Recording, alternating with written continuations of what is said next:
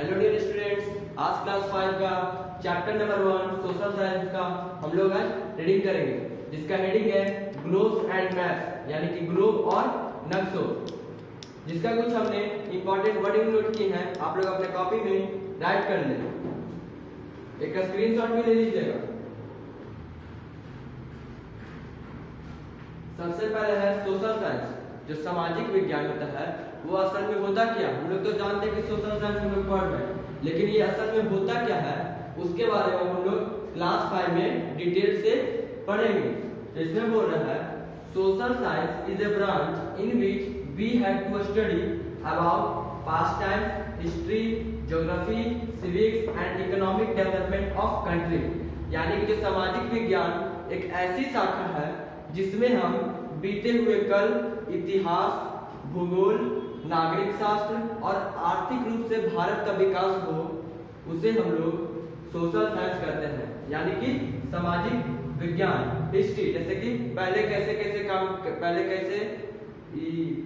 आग का खोज हुआ, फिर धीरे धीरे कि हम पूरा पृथ्वी के बारे में जानेंगे, ज्योग्राफी में आ गया। फिर सिविक्स में किस तरह से राजनीतिक चुनौती सब होता है, वो सिविक्स में आ गया। फिर इकोनॉमिक डेवलपमेंट ऑफ कंट्री, यानी कि भारत का आर्थिक रूप से विकास भी आप लोगों को पढ़ने को रहता है सामाजिक विज्ञान में। फिर सेकंड टॉपिक्स में दिया हुआ है कंटिनेंट्स, यानी कि महाद्वीपों। There are 7 continents in decreasing order of size, यानी कि 7 कंटिनेंट होता है जो कि यहाँ पर decreasing order of the size, यानी कि उसके आकार के डिक्रीजिंग ऑर्डर के क्रम से सजाए हैं। सबसे पहले है एशिया, उसके बाद अफ्रीका, उसके बाद नॉर्थ अमेरिका, उसके बाद साउथ अमेरिका, फिर अंटार्कटिका, यूरोप एंड ऑस्ट्रेलिया। यानी कि सबसे बड़ा है एशिया, उसके बाद है अफ्रीका, उसके बाद है नॉर्थ अमेरिका, उसके बाद है साउथ अमेरिका, उसके बाद है अंटार्कटिका, उसके बाद है यूरोप, उसके बाद है ऑस्ट्रेलिया। ये सब एक decreasing order of the size, यानी कि जैसे जैसे सब बड़ा है उसी के अति पे साइज पे सबको यहाँ पे रखा गया है। फिर बोल रहा है Russia is the largest country, जो रसिया होता है वो सबसे बड़ा कंट्री होता है। उसके बाद बोल रहा है Vatican city is the smallest, Russia होता है सबसे बड़ा कंट्री, और जो वेटिकन सिटी होता है ये सबसे छोटा कंट्री होता है। India is the 7th largest country, यानी कि जो भारत होता है वो 7वां स्थान पर आता है सबसे बड़ा देश में। उसके बाद आप लोग का थर्ड टॉपिक है ओशियंस, यानी कि महासागरों। इसमें बोल रहा है there are 5 major oceans in decreasing order of size, यानी कि हम लोग जिस तरह से कंटिनेंट्स को उसके साइज के डिक्रीजिंग ऑर्डर पर रखे थे, ठीक उसी तरह हम लोग ओशियंस को भी रखते हैं। सबसे पहले आता है they are the Pacific Ocean, the Atlantic Ocean, the Indian Ocean, the Antarctic Ocean and the Arctic Ocean. यानी कि सबसे बड़ा है पैसिफिक ओशियन, उसके बाद है अटलांटिक ओशियन, उसके बाद है इंडियन ओशियन, उसके बाद है द अंटार्कटिक ओशियन, उसके बाद है द आर्कटिक ओशियन। अब आप लोग का इसमें दिया हुआ है the Antarctic ocean is also called the southern ocean, यानी कि अंटार्कटिक ओशियन जो होता है उसे हम लोग साउथर्न ओशियन भी कहते हैं। उसके बाद आप लोग का फोर्थ टॉपिक्स में है शेप ऑफ द अर्थ, यानी कि पृथ्वी का आकार। पृथ्वी का जो आकार क्या होता है, गोल होता है या फिर चरकुट होता है या फिर ट्रायंगल शेप का होता है या फिर रेक्टेंगल शेप का होता है, वो बता रहा है। तो इन ancient times people believed that the earth was flat, picture taken flat. फिर से देखिए, इन ancient times people believed that the earth was flat, यानी कि पहले के जमाने में जो लोग थे वो सोचते थे कि जो पृथ्वी है वो फ्लैट है, यानी कि समतल है। लेकिन pictures taken from space have also proved that the earth is like a sphere. फिर क्या हुआ, स्पेस पर जाकर उसका अर्थ का फोटो खींचा गया, तब उसमें पाया गया कि जो हम लोग का पृथ्वी है वो स्फीयर है, यानी कि गोलार्ध है। अब आप लोग का फिफ्थ टॉपिक में है what is a globe. Globe क्या है, इसमें दिया हुआ है it is difficult to study the earth without seeing it completely, यानी कि ये कठिन होगा जब हम लोग ग्लोब में पृथ्वी को नहीं देखेंगे। मतलब कि अगर हम लोग को पूरा पृथ्वी को देखना है तो ये ग्लोब में हम लोग देख सकते हैं। इसमें बोल रहा है a model of the earth can help us, यानी कि पृथ्वी को देखने में ये जो है ग्लोब, ये हम लोग को पूरी अच्छी तरह से देखने में मदद करता है। फिर बोल रहा है such a model is called a globe, यानी कि जिसको हम लोग ग्लोब कहते हैं। फिर बोल रहा है we can also see the correct shape, size and location of the continents and oceans on a globe, यानी कि हम लोग ग्लोब में पृथ्वी का शेप, साइज, लोकेशन, फिर वो किधर पड़ता है, कंटिनेंट्स, साउथ में, नॉर्थ में किधर है, फिर ओशियन, ये सब हम लोग ग्लोब में ठीक अच्छी तरह से देख लेंगे। आप लोग का 5th टॉपिक यहाँ पे एंड हुआ। अब आप लोग का 6 टॉपिक्स नेक्स्ट में होगा। इसको आप लोग कॉपी में राइट कर लें और एक स्क्रीनशॉट भी ले लीजिएगा।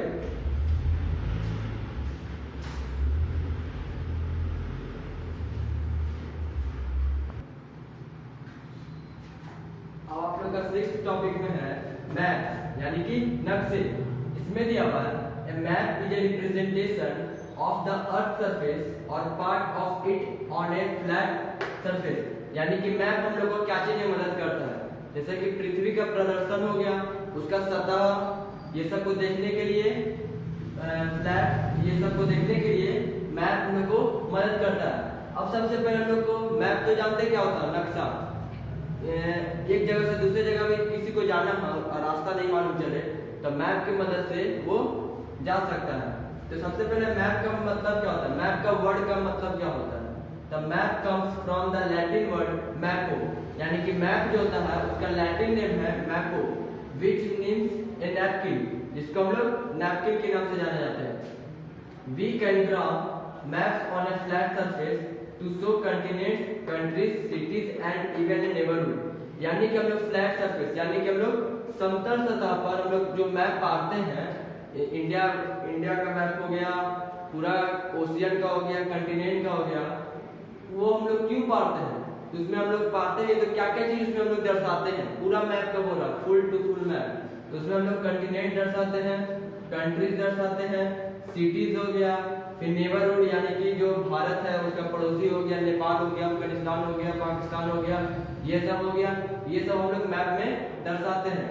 उसका बोल रहा है टाइप्स ऑफ मैप, यानी कि नक्शे के प्रकारों, नक्शे के प्रकारों, इसे बोल रहा है mountains, plateaus, plains, rivers and water bodies can be shown on a physical map, यानी कि फिजिकल मैप पर आप लोग को माउंटेन्स हो गया, प्लेट्यूज हो गया, प्लेन्स हो गया, रिवर्स हो गया, वाटर बॉडीज यानी कि कहाँ कहाँ पानी होता है, कहाँ कहाँ माउंटेन होता है, कहाँ कहाँ प्लेट्यू होता है, कहाँ कहाँ समतल रहता है, कहाँ कहाँ नदियाँ बहती है, वो सब आप लोग को फिजिकल मैप में दिखाएगा, दर्शाएगा, यानी कि भौतिकी नक्शा में। उसके बाद सेकंड में lands defining the boundaries of countries, states and their capital R shown on political map, यानी कि अगर आप लोग को बाउंड्रीज हो गया, कंट्रीज हो गया, स्टेट्स हो गया, उसका कैपिटल हो गया, वो सब का जो लैंड पारा रहेगा मैप में, वो सब आपको पॉलिटिकल मैप में मिलेगा। ठीक, और भी पॉइंट से अपना बुक में भी रीडिंग करें। इसके साथ साथ उसका 7th टॉपिक में आप लोग को है लैंग्वेजेस ऑफ मैप्स, यानी कि नक्शे के भाषाओं। जो नक्शा होता है उसमें बहुत सारा भाषा भी लिखा होता है, जैसा कि देखिए the best way to learn about other countries would be to visit every place on earth, यानी कि जो नक्शा में जो पृथ्वी का जो नक्शा होता है उसमें अलग अलग कंट्रीज का नाम दिया रहता है, उसे आसानी से याद करने का कुछ यहाँ पर दिया हुआ होगा। आप लोग का बुक भी रीडिंग करें, पूरा नहीं राइट की है, आप लोग अपने बुक में भी देखते जाएं। उसके बाद बोल रहा है to understand the information given on a map, यानी कि जब आप लोग बुक पढ़ेंगे तो कंट्रीज का जो नाम दिया रहेगा उसे हम लोग अच्छी तरह से अगर समझ गए तो एक कंटिनेंट से सबका और ओशियन से सबका हम लोग बहुत सारा इंफॉर्मेशन को गेन कर लेंगे और एक दूसरे को भी बताएंगे। फिर बोल रहा है we must know its language, यानी कि तब हम लोग जो मैप होगा उसका लैंग्वेज को पहचान लेंगे, उसके बारे में जान लेंगे। इसको और डिटेल में पढ़ने के लिए आप लोग अपने बुक को रीडिंग अच्छी तरह से करें। क्योंकि आप लोग अब क्लास 5 में चल गए हैं।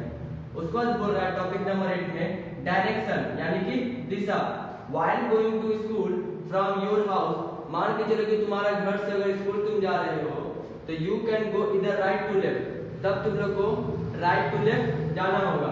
तो there are 4 types of direction, east west north and south. ये तो मालूम चल गया राइट टू लेफ्ट, लेकिन कितना बच्चा को राइट किधर होता है लेफ्ट किधर होता है ये नहीं मालूम होगा। तो उसके जानने के लिए सबसे पहले आप लोग को 4 डायरेक्शन जानना पड़ेगा। एक होता है east west north and south, यानी कि पूरब पश्चिम उत्तर दक्षिण। अब आप लोग का दिया हुआ है between the north and the east lies the north east, यानी कि मान के चलिए ये आप लोग का नॉर्थ है, ये आप लोग का साउथ है, ये आप लोग का ईस्ट है और ये आप लोग का वेस्ट है। ठीक, ये देखिए ये सिचुएशन के हिसाब से होता है। ये वेस्ट यहाँ भी हो सकता है, ये ईस्ट यहाँ भी, वेस्ट यहाँ भी हो सकता है और ईस्ट यहाँ भी हो सकता है, साउथ यहाँ भी हो सकता है, नॉर्थ यहाँ भी हो सकता है। सिर्फ देखने वाले की नजरिया चाहिए। अगर आप लोग मैप को यहाँ से देखेंगे तो नॉर्थ ऊपर रहेगा, अगर आप लोग उधर से देखेंगे बोर्ड के पीछे से तो नॉर्थ आप लोग का इधर आ जाएगा।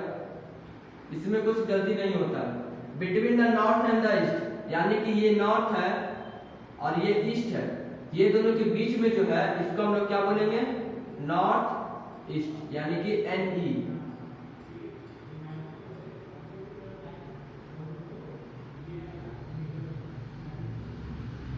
नॉर्थ और ईस्ट के बीच में रहा तो नॉर्थ ईस्ट। फिर बोल रहा between the north and the west, यानी कि नॉर्थ और वेस्ट के बीच में रहा तो हम लोग इसको नॉर्थ वेस्ट कहेंगे। नॉर्थ और ईस्ट के बीच में रहा तो नॉर्थ ईस्ट, नॉर्थ और वेस्ट के में रहा तो नॉर्थ वेस्ट। उसके बाद बोल रहा है between the south and east, यानी कि साउथ और ईस्ट के बीच में रहा तो साउथ ईस्ट बोलेंगे। ठीक, साउथ और ईस्ट के बीच में रहा तो साउथ ईस्ट बोलेंगे। फिर बोल रहा है between the south and the west, यानी कि साउथ और वेस्ट के बीच में रहा तो साउथ वेस्ट बोलेंगे। ये बहुत इंपॉर्टेंट है, आप लोग अपने कॉपी में भी ड्रा कर लेंगे। सबसे पहले 4 डायरेक्शन दे देंगे, नॉर्थ साउथ ईस्ट वेस्ट। उसके बाद ईस्ट और नॉर्थ के बीच में रहा तो नॉर्थ ईस्ट, फिर नॉर्थ और वेस्ट के बीच में रहा तो नॉर्थ वेस्ट, फिर ईस्ट और साउथ के बीच में रहा तो साउथ ईस्ट, फिर साउथ और वेस्ट के बीच में रहा तो साउथ वेस्ट। टॉपिक नंबर 8 आप लोग का यहीं तक था। उसके बाद हम लोग आगे बढ़ेंगे। सबसे पहले आप लोग इसको कॉपी में राइट कर लें और एक स्क्रीनशॉट ले लीजिए।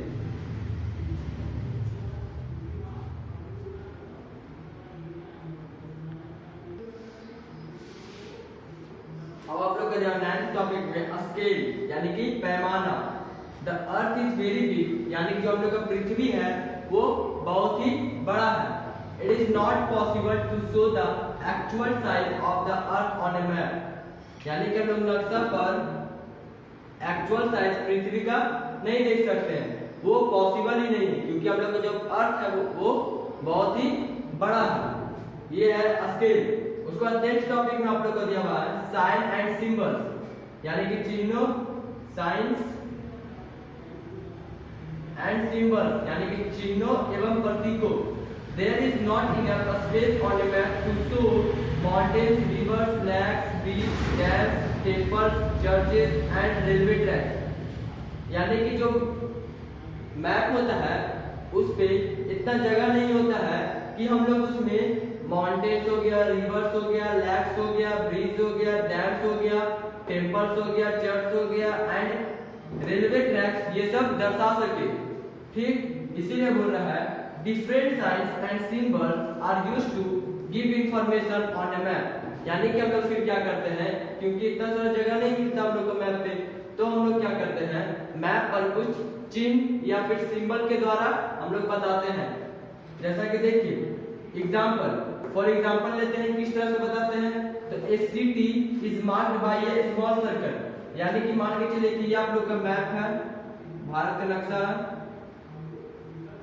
छोटा नहीं थोड़ा सा है, जबरदस्त नहीं सब। फिर यहाँ पर आपको मान के चलिए यहाँ पर दिल्ली है। ठीक, तो इसको दर्शाने के लिए यहाँ पर क्या करेगा एक गोल कर देगा, आपको यहाँ पे नेम नहीं लिखेगा, आपको सिर्फ यहाँ पे गोल मार देगा, आप समझ जाइएगा कि यहाँ पे दिल्ली है। और इसको मैप है वेरी इंपॉर्टेंट है आप लोग का सोशल में मैप, मैप सबको जानना चाहिए। तब आप लोग क्या कीजिएगा, एक मैप का फिगर भी बना लीजिएगा अपने कॉपी में सबसे लास्ट में।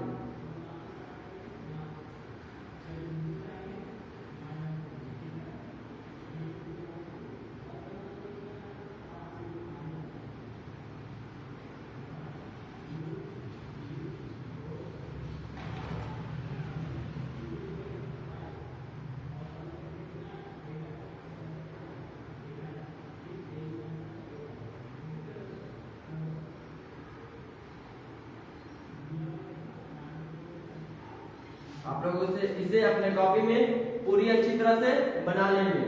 ठीक, उसके बाद बोल रहा है 11th टॉपिक में कलर्स ऑन ए मैप, यानी कि नक्शा पर रंगों। Different colours are used to show various things on a map, यानी कि आप लोग अपने जब बुक में देखेंगे तो एक मैप बना हुआ होगा, उसमें अलग अलग कलर किया हुआ होगा। वो क्यों किया हुआ रहता है, ताकि हम लोग को स्टेट पहचाना जा सके।